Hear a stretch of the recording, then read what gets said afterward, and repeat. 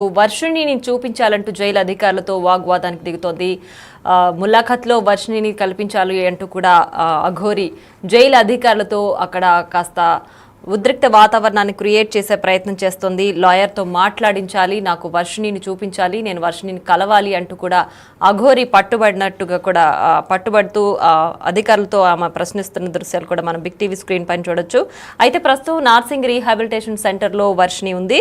వర్షిణికి ఇప్పటికే సిబ్బంది కూడా కౌన్సిలింగ్ ఇస్తున్నారు. ఆవిడ మానసిక స్థితి సరిగ్గా లేదని తల్లిదండ్రులు ఆవేదన చెందుతున్న నేపథ్యంలో వర్షిణిని రీహాబిలిటేషన్ సెంటర్కి పంపించారు. అక్కడ ఉన్నటువంటి సిబ్బంది ఆమె కౌన్సిలింగ్ ఇస్తూ ఆమె నార్మల్ అయ్యే స్థితికి తీసుకొచ్చే ప్రయత్నం చేస్తున్నారు. అయితే ఇప్పటికే అఘోరి 14 రోజుల రిమాండ్లో ఉన్నారు. వర్షిణిని చూపించాలి, వర్షిణితోనే మాట్లాడాలి, ములాఖత్లో నాకు వర్షిణితో ములాఖత్ చేయించాలి అంటూ కూడా జైలు అధికారులతో అఘోరి వాగ్వాదానికి దిగుతుంది. ప్రస్తుతం దీనికి సంబంధించి పూర్తి డీటెయిల్స్ అందించడానికి మా ప్రతినిధి గౌతమి సిద్ధంగా ఉన్నారు. గౌతమి, చెప్పండి. అయితే అఘోరి జైల్లో అధికారులతో వాగ్వాదానికి దిగుతుంది. వర్షిణిని చూపించాలి, తన్ని కలవాలి అంటూ కూడా చెప్పడం చూస్తుంది. ఇదంతా చేస్తుందంటూ కూడా చెప్తున్నారు. ఏంటి అసలు ప్రస్తుతం అఘోరి పరిస్థితి ఏంటి? పోలీసులు ఏమంటున్నారు?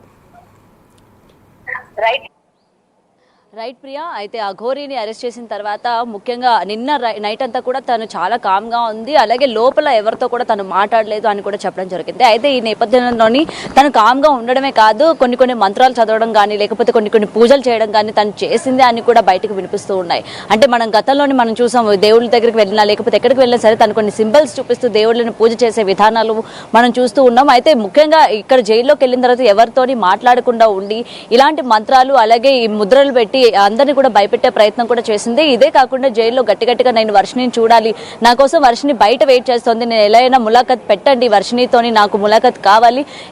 ఇదే కాకుండా తను కూడా నాలానే నేనే కావాలని కోరుకుంటూ ఉంటుంది. సో ఖచ్చితంగా నాకు చూపించండి అని చెప్పి కూడా ఎవరైతే తన తరపున వాదిస్తూ ఉన్నాడో లాయర్కి అయితే చెప్పడం జరుగుతుంది. అంటే ముఖ్యంగా ఈ లాయర్ని కూడా తను వేడుకుంటుంది అనమాట, నాకు వర్షిణి కావాలి, వర్షిణిని చూపించండి అని చెప్పి కూడా జైల్లోని చాలా హడావిడి చేస్తున్న పరిస్థితి కూడా ఇక్కడ మనకి క్లియర్గా కనిపిస్తుంది. అయితే ఇటు వర్షిణి వచ్చేసరికి తిను కూడా సేమ్ ఇదే తీరులో మాట్లాడుతుంది. ఎందుకంటే తను కూడా శ్రీనివాస్ దగ్గరికి వెళ్తారు, నాకు శ్రీనివాసే కావాలని చెప్తోంది. ఎందుకంటే నేను శంకర్పల్లి పిఎస్లో కూడా సిఐతో కూడా ఇదే విధంగా తను మాట్లాడింది. సిఐ కూడా ఆశ్చర్యపోయారు అని అయితే తన మాటల్లో చెప్పడం జరిగింది.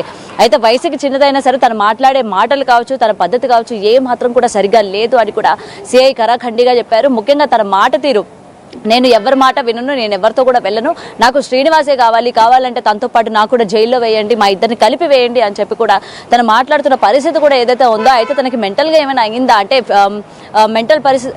రైట్ ప్రియా, శ్రీనివాస్ని కలవాలని చెప్పడం, శ్రీనివాస్ అనే అఘోరి కూడా వర్షిణియే కావాలని చెప్పడం, అండ్ ఇప్పుడు జైల్లో కూడా ఆయన ఏదో మంత్రాలు చేస్తున్నారు అని కూడా చెప్తున్నారు.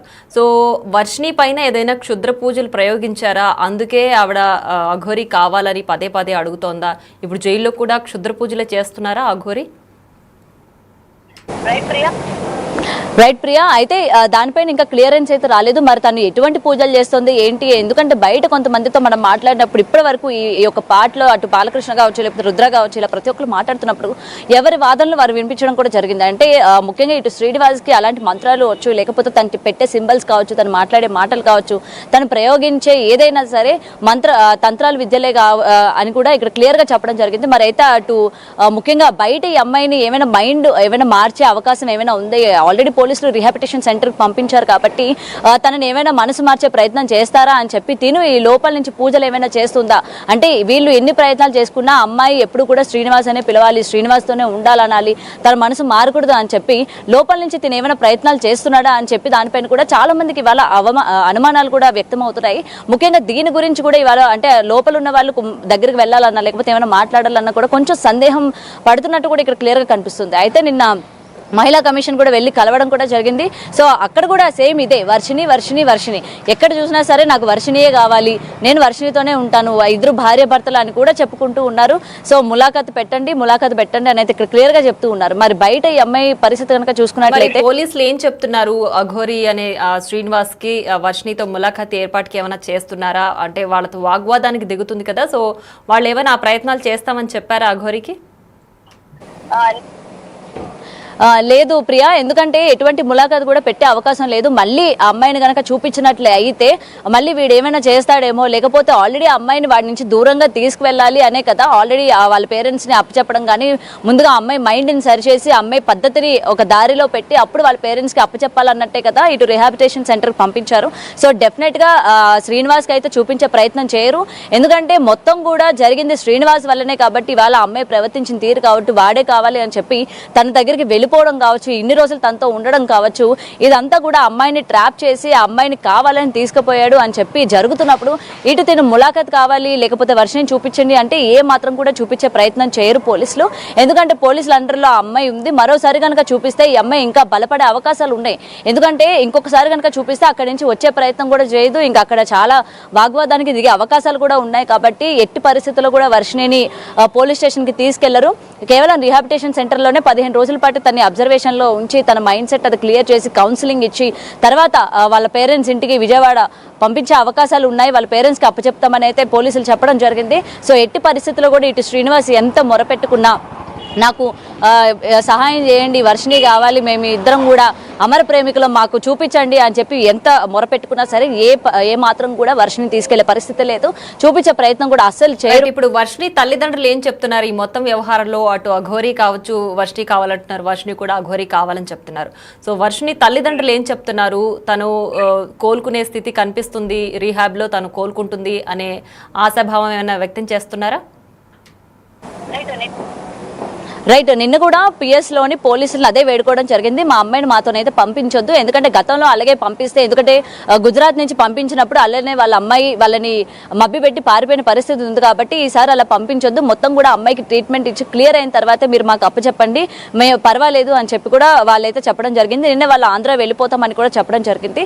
సో వాళ్ళు ఏంటంటే ఇటు శ్రీనివాస్ ఎలా అయినా సరే తనకి తగిన శిక్ష పడాలి, అటు కుటుంబ సభ్యులకు కానీ ఇందులోని ఇన్వాల్వ్ చేయొద్దు అని కూడా చెప్తూ ఉన్నారు. ఎందుకంటే వాళ్ళకి సంబంధం లేదు అంటున్నారు. అటు శ్రీనివాస్ కుటుంబ సభ్యులు కూడా వాడు ఎలా పోతే పోనీ, మాకు అవసరమే లేదు, వాడిని జైల్లో పెట్టినా సరే మాకు అవసరం లేదు అని చెప్పి కూడా అటు వాళ్ళ అమ్మ నాన్న కూడా మాట్లాడిన పరిస్థితులు కూడా ఉంటాయి. సో ఏదైనా సరే మొత్తం కూడా ఒకవైపు అయిపోయింది అని కూడా చెప్పుకోవచ్చు. ఎందుకంటే శ్రీనివాస్ చేసిన అక్రమాలు కావచ్చు, లేకపోతే ఇలా అమ్మాయిని తీసుకెళ్లడం కావచ్చు, ఇవాళ ఎవరు కూడా శ్రీనివాస్ వైపు మాట్లాడే పరిస్థితి కూడా కనిపించట్లేదు. అండ్ ఇటు ముఖ్యంగా వర్షిణి కూడా అటు పేరెంట్స్ దగ్గర వెళ్ళడానికి కూడా ఇంట్రెస్ట్ చూపించట్లేదు. ఏదైనా సరే నన్ను వదిలేస్తే నేను మా అత్తగారి ఇంటికి వెళ్ళిపోతాను అంటే శ్రీనివాస్ వాళ్ళ అమ్మగారి ఇంటికి వెళ్ళిపోతానని అయితే అమ్మాయి ఖరాఖండిగా చెప్తుంది. ముఖ్యంగా వాళ్ళ పేరెంట్స్తో కూడా ఇదే ఫేస్ టు ఫేస్ చెప్పడం జరిగింది. నిన్న కూడా గుర్తుపట్టడం కూడా జరిగింది. ఎందుకంటే ఇక్కడ చాలా మంది అమ్మాయి కాన్షియస్లో లేదు, అమ్మాయి ఎవరిని కూడా గుర్తుపట్టే పరిస్థితుల్లో లేదు అని కూడా చెప్పడం జరిగింది. కానీ అదేమీ కూడా లేదు. నిన్న వాళ్ళ పేరెంట్స్ ఇద్దరిని కూడా గుర్తుపట్టింది. నేను ఇంటికి రాను అని కూడా తను చెప్పడం జరిగింది. అసలు నేను ఎప్పటికీ కూడా రాను, ఎందుకంటే నేను మేజర్ని కాబట్టి నాకు నచ్చిన వ్యక్తిని నేను పెళ్లి చేసుకున్నాను, నాకు నచ్చినట్టు నేను జీవిస్తాను, మా అత్తగారి ఇంటికి నేను వెళ్ళిపోతాను, శ్రీనివాస్ వచ్చినంత వరకు నేను మా అత్తగారి ఇంట్లో నేను వెయిట్ చేస్తాను, వాళ్ళని నేను చూసుకుంటాను అని కూడా వర్షిణి చాలా గట్టిగా చెప్తున్న పరిస్థితి ఇక్కడ కనిపిస్తుంది. నిజంగా తన మాటలు విని అక్కడ పోలీసులు కూడా కంగు తిన్నారన్న విషయం అయితే క్లియర్గా కనిపిస్తుంది. ఎందుకంటే తను ఈ విధంగా మాట్లాడుతుంటే తను మెచ్యూర్డ్గా మాట్లాడుతుందా లేకపోతే తెలిసి తెలియక మాట్లాడుతుందా అనే దానిపైన కూడా ఒక క్లియర్ కట్గా రాలేకపోతున్నారు.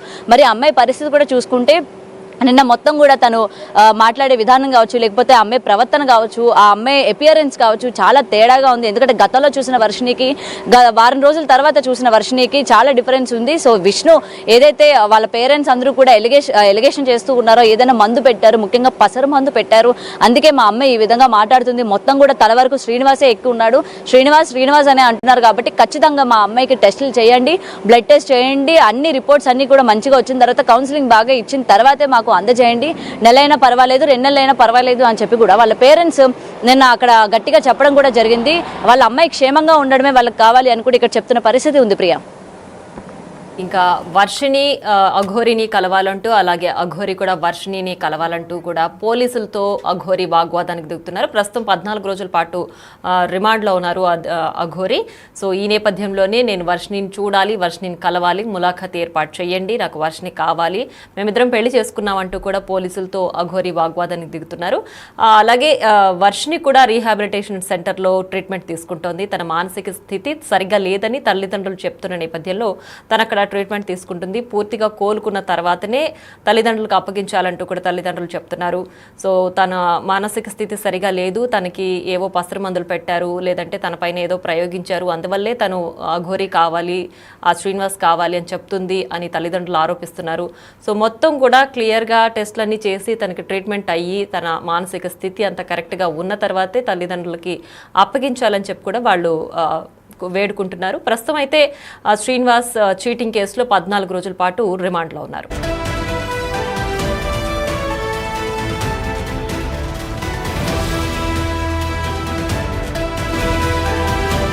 Breaking news. అఘోరి చెంచల్గూడ జైల్లో హడావిడి చేస్తోంది. తనకు వర్షిణిని చూపించాలంటూ జైలు అధికారులతో వాగ్వాదానికి దిగుతోంది.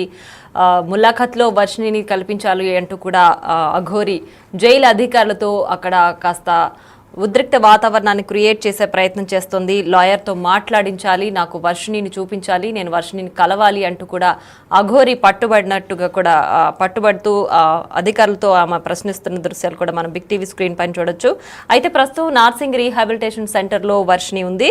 వర్షిణికి ఇప్పటికే సిబ్బంది కూడా కౌన్సిలింగ్ ఇస్తున్నారు. ఆవిడ మానసిక స్థితి సరిగ్గా లేదని తల్లిదండ్రులు ఆవేదన చెందుతున్న నేపథ్యంలో వర్షిణిని రీహాబిలిటేషన్ సెంటర్కి పంపించారు. అక్కడ ఉన్నటువంటి సిబ్బంది ఆమె కౌన్సిలింగ్ ఇస్తూ ఆమె నార్మల్ అయ్యే స్థితికి తీసుకొచ్చే ప్రయత్నం చేస్తున్నారు. అయితే ఇప్పటికే అఘోరి 14 రోజుల రిమాండ్లో ఉన్నారు. వర్షిణిని చూపించాలి, వర్షిణితోనే మాట్లాడాలి, ములాఖత్లో నాకు వర్షిణితో ములాఖత్ చేయించాలి అంటూ కూడా జైలు అధికారులతో అఘోరి వాగ్వాదానికి దిగుతుంది. ప్రస్తుతం దీనికి సంబంధించి పూర్తి డీటెయిల్స్ అందించడానికి మా ప్రతినిధి గౌతమి సిద్ధంగా ఉన్నారు.